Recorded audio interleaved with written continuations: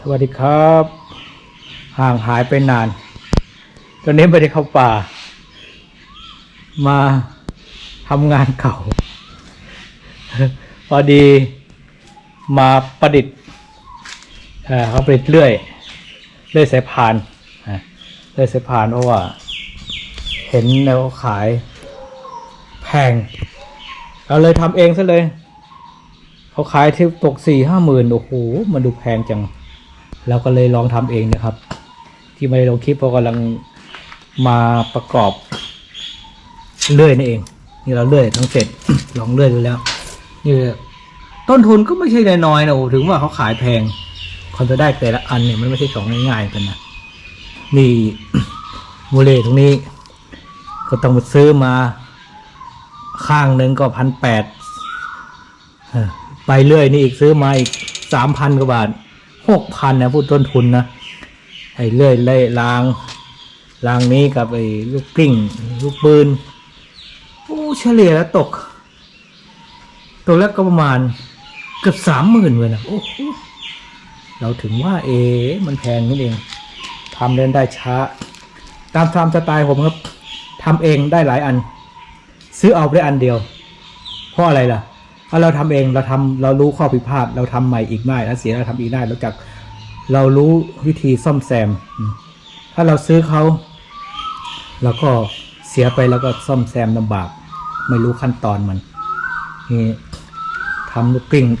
นี่ว่าทำใหม่กลิ้งนี่เขาว่าจะทำตอนไปเรื่อยประคองไปเรื่อยนี่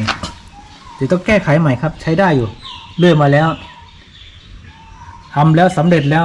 เลื่อยได้แล้วเป็นแผ่นกระดานเรียบร้อยแล้วเนี่ยที่เลื่อยเนี่ยเนี่ยผมเลื่อยมาติดเครื่องให้ดูหน่อยแล้วตอนนี้ผมจะลองเครื่องดูให้ใหม่ว่าการทำงานของมันเครื่องพุทมันจะหมุนอย่างนี้มันจะเลื่อยไปเรื่อย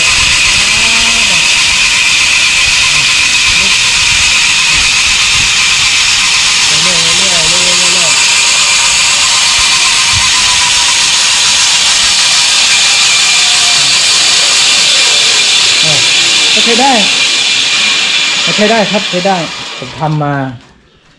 ก็เอาเรื่องเหมือนกันกดสับสมเครื่องมือเรียนรู้จาก YouTube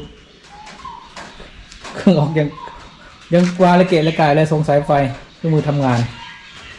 โอ้เดี๋ยวนี้ผมมาทำวิธีใหม่ที่มีปัญหาทำเสร็จแล้วที่มีปัญหาก็คือตัวนี้ครับมอเตอร์ไม่พอมันเป็นไฟ2 เฟสแค่3 แรงขนาดหน้าไม้ประมาณหน้า8ไม่ไหวมันลังกระชากเลื่อยไม่ไหวเลยต้องใช้3 เฟสสัก6 แรง5 แรงและ6 แรงเดี๋ยวต้องย้ายที่ต้องต่อไฟใหม่เป็น3 เฟสเองก็เป็นงาน DIY ดูเครื่องมือผมซื้อมาจะเต็มครบไปหมดเลยอะไรก็กองเขาลกคกคักไปหมดโอ้โหเดี๋ยวต้องเก็บห้องเครื่องมือหน่อยอะไรมั่งก็ไม่รู้เลื่อยซื้อเลื่อยมาเลื่อยไม้เพราะว่าที่สวนมันไม้มันล้มเยอะเครื่องมือมาดูเครื่องมือก่อนเราทำอลังการของความบ้า เรียนอะไรรู้ให้รู้สุดๆครับนี่รู้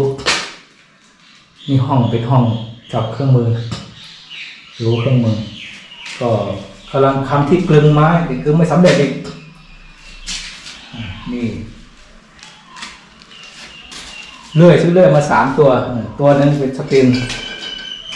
เป็นรุ่นเก่า 8,000 ซื้อนิวเวสอีก688อีก 6,000 โอ้โหหมดเงินไปเยอะเลยมีปัญหาคือเราคิดว่าจะเลื่อยง่ายๆแต่มันไม่ใช่การเลื่อยไม้มันต้องเป็นด้วยการคัดกรองใบเลื่อยเป็นอันว่าไม่สำเร็จเลยมาต้องมาต่อเราซื้อเลื่อยมาเยอะแต่มันกลายไม่สำเร็จครับเราก็เลยไม่ต้องมาทำเลื่อยตัวนี้มีเครื่องมือของก็เยอะหมดเลยไปลงพัดลมที่ทำงานก็เลยมาทำตัวเลื่อยนี่แหละเป็นงาน DIY เดี๋ยวจะปรับปรุงใหม่ต้นทุนก็ไม่เท่าไหร่นะครับ30,000ต้นโอ้โหเป็นงานที่ภาคภูมิใจอีกชนิดหนึ่งจริงเป็นงาน DIY แต่ผมคนชอบประดิษฐ์นะดูแล้วประดิษฐ์เครื่องมือเล็กน้อย ลงทุนไปเยอะชอบความเรียนรู้เนี่ยการเรียนรู้การได้ศึกษาความรู้อยู่กับ Google กับ YouTube เนี่ยแต่เราต้องมาแตกแขนงเองเพราะว่าเขาลงคลิปมาให้เราเขาไม่ได้บอกรายละเอียดเยอะเรามาต้องไปเรียนรู้การตั้งองศาเรื่อยการวัดระดับน้ำโอ้โหมันสารพัดครับนี่ทำไม่มาตรฐานเนี่ยเราทำศึกษาอยู่นี่ตัวประคอง ตั้งระดับสายพานสลิงนี่ประคองมันโยกเยกเราทำไม่มาตรฐานอันจะทำมาตรฐานเลยนี่ครับงาน DIY ที่เขาทำขายกันน่าจะดูดีนะ โดยเป็นมันจะทำขายเขามั่ง โครงการฟันเครื่องแต่ก็ทำได้สำเร็จแล้วครับแต่การจะ